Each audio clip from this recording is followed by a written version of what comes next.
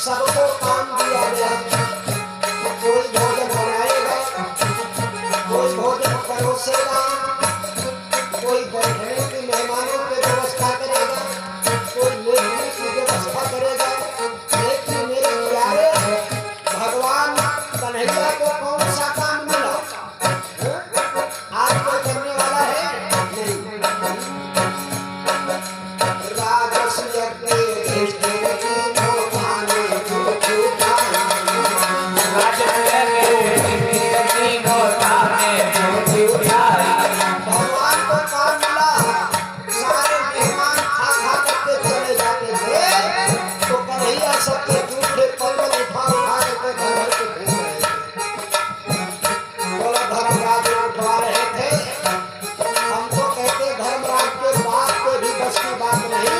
भगवान से झूठे पत्थर उठवाए, फिर कौन उठवा रहा था?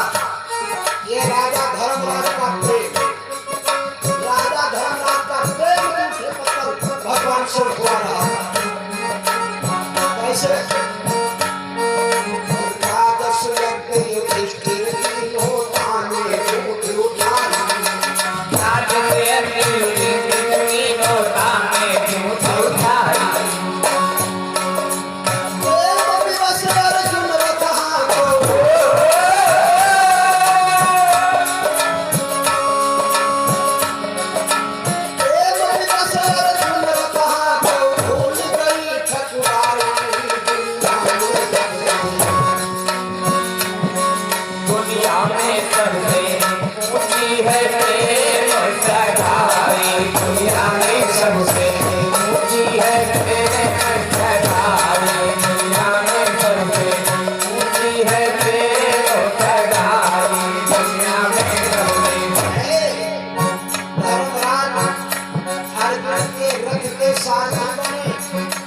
और इतना ही नहीं प्यारे, और देखिए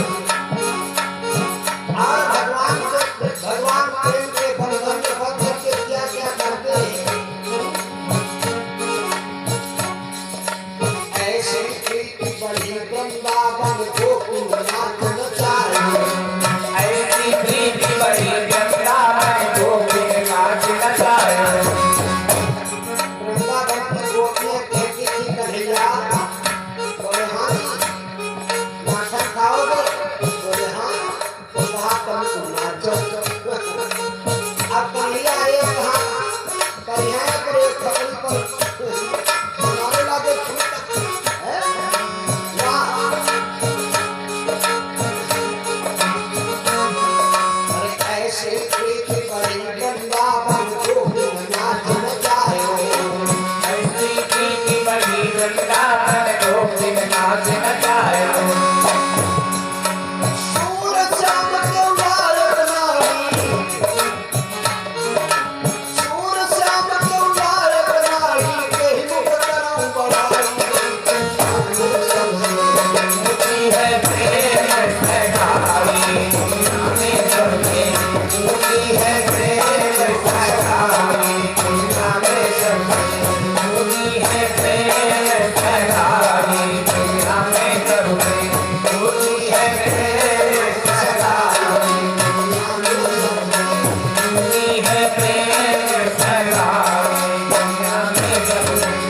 इसलिए मेरे भाई और बहनों, भगवान हमारे धन के नहीं भूखे हैं, भगवान हमारे तन के नहीं भूखे हैं। भगवान को क्या चाहिए? ये हमारा सुंदर सा मन, वो भी साफ और सुथरा। अगर ये हमारा मन रूपी दर्पण साफ नहीं है तो भगवान मिलने वाले नहीं है और भगवान की कृपा हमारे ऊपर होने वाली नहीं। क्योंकि बाबा लिखते हैं, भगवान कहते हैं कि मैं बगैर, अगर मन शुद्ध नहीं है, पवित्र नहीं है, तो मेरी कृपा नहीं हो सकती है किसी भी भाई बहन के ऊपर। तो इसलिए भगवान से प्रेम करिएगा और भी निष्कपट। और कहीं ऊपर ऊपर प्रेम है और अंदर कपट भरा हुआ है तो भाई भगवान तो सब कुछ जान रहे हैं ना। तन की जाने, मन की जाने, ज्ञाने चित्त की चोरी, और ऐसे प्रभु से क्या छिपा जिसके हाथ जगत की डोरी। आप समझिएगा कि मेरे को कोई देख नहीं रहा, मैं जो कुछ कर रहा हूँ कोई उसको समझ नहीं पा रहा है। दुनिया के लोग जाने या न जाने, लेकिन भैया भगवान तो देख रहे हैं, तो जान रहे हैं। घट घट के जानने वाले तो नियम भी बना सकते हैं। अगर छल कपट करके भगवान कहते हैं मेरे पास आए, तो भगवान दंड कौन सा देते हैं पता है? दुनिया में मुंह दिखाने के काबिल नहीं रह जाता है मानव। जो भगवान से छल करता है, कौन सा दंड देते? भगवान अपने भाई लक्ष्मण को आदेश देते, देखो ये झूठा राम राम कर रहा है, इसको दंड दो। कौन सा दंड? नाक कान काट लो। क्योंकि शूर्पणखा गई थी चोरी करके भगवान से झूठा प्रेम दर्शाने के लिए। भगवान ने न कोई कन्वय कटवा लिया। तो ये नाक कान हम आपको नहीं कटवाना है, भगवान से प्रेम करना है। एक यही सत्ता ऐसी संसार की है जो सारे संसार को चला रही है और सारे संसार का कल्याण करती है। उन्हीं भगवान की कथा मैंने कहा था, ये रामायण जो है ये राम का घर है। इसमें भगवान का विग्रह है। जो भी भक्त प्रेम से सुनता है और गाता है उसको चार चीजें मुफ्त में मिलती हैं, धर्म अर्थ काम और मोक्ष। चारों फल देने वाली है कौन? राम जी की कथा। आइए, कैलाश पर्वत पर बैठे हुए भगवान शंकर भगवती पार्वती को बता रहे हैं और नीलगिरी पहाड़ पर बैठे हुए काकभस्मी जी महाराज पक्षीराज गरुड़ को बता रहे हैं। क्योंकि पक्षीराज गरुड़ जी ने कहा था काकभस्मी से, महाराज अब तो मेरे को राम जी की पावन पवित्र कथा सुनाइएगा। और यही कृष्ण भगवती पार्वती ने भी किया था, बाबा अब आप मेरे को राम जी की कथा सुनाइएगा। कौन सी कथा? कौन राम की कथा? जिस कथवा को सुन करके कथा जो सकल लोक हितकारी, कथा जो सकल लोक हितकारी, कथा जो सकल लोक हितकारी, कथा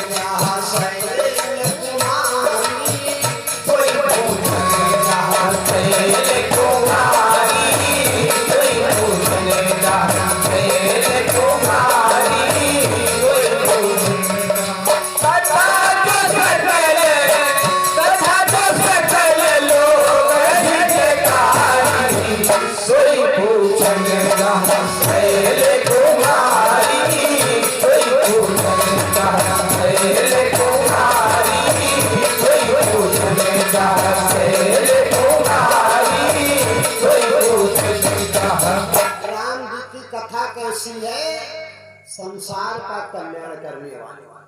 मैंने एक बार नहीं कई बार आप लोगों के बीच में ये बात रखे। हमारे समाज में कई कथाएं प्रचलित हैं, लेकिन इन सब कथाओं में राम जी का अत्यधिक महत्व है, क्योंकि ये राम जी की कथा संसार के लोगों का कल्याण करने वाली है। और इस कथवा में कोई विधि विधान भी नहीं, चाहे जहाँ जिस स्थिति में हो उस स्थिति में बैठ करके गाने और सुनने लग जाओ। भैया भगवान शंकर ने भगवती पार्वती से कहा, देवी तुम बड़ी होशियार हो। क्यों? ये नहीं कहा था कि हमको राम जी की कथा सुनाओ, कहा था कि जो संसार का कल्याण करने वाली है। और यही बात काग वसुमती जी के गरुड़ जी ने भी पूछा, महाराज अब तुम राम जी की पावन कथा सुनाइएगा जो दुखों को नाश करने वाली है और सुख को प्रदान करने वाली। राम कथा जो सुनते हैं उन हमारे भाई बहनों का दुख दूर हो जाता है और उनको सुख मिलता है। लेकिन सुनेंगे और सुन करके अपने जीवन में जब हम आप उतारेंगे तब राम जी की कथा अनुकरणीय है, भगवान कृष्ण की कथा श्रवणीय है। देखिए भागवत की कथा श्रवणीय है, भागवत की कथा का आप लोग श्रवण कीजिएगा, क्योंकि उसमें लिखा है यदोर वंशा न छुट्वा सर्व पापे प्रमुच्यते। भागवत की कथा सुनने से मानव के समस्त पाप कट जाते हैं, वो श्रवणीय है। और राम जी की कथा अनुकरणीय है। समझ में आए? भागवत की कथा सुनो और जो भागवत में लिखा है उसको करिएगा मत। उसमें लिखा है कन्हैया ने गोपियों के चीर चुरा करके उठा करके भाग गए, वो नहा रही थी सरयू में, उसने जमुना जी में। और कन्हैया ने क्या किया, उनके चीर उठाए, उठा करके पेड़वा पे चढ़ गए। कोई माँ बहन बेटिया सरजू में स्नान कर रही हो, उसके कपड़े लेकर के भाग जाओगे, खोपड़ी में एक बाल बचेगा।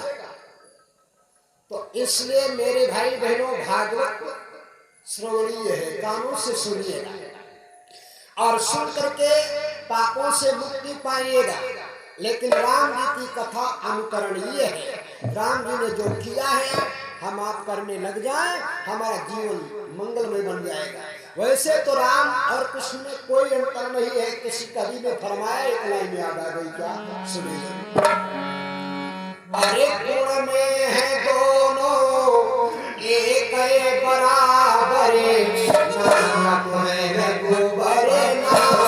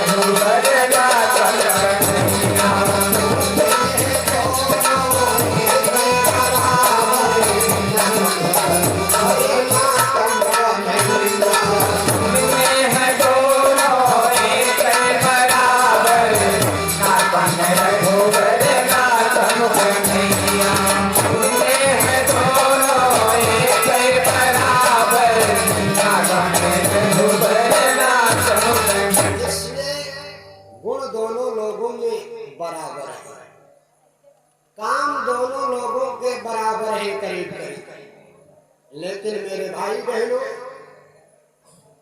अंतर केवल इतना है, कृष्ण जी की कथा सुननीय है और राम जी की कथा अनुकरणीय है। राम जी की कथा को सुन करके हम आप लोग अनुकरण करें, जीवन में उतारें। मेरे भाई बहनों, तो भगवती पार्वती ने भगवान शंकर से कहा, महाराज एक बात आप मेरे को बताइएगा, क्या राम जी का प्राकट्य इस धरातल के ऊपर क्यों हुआ? वो निराकार परमात्मा इस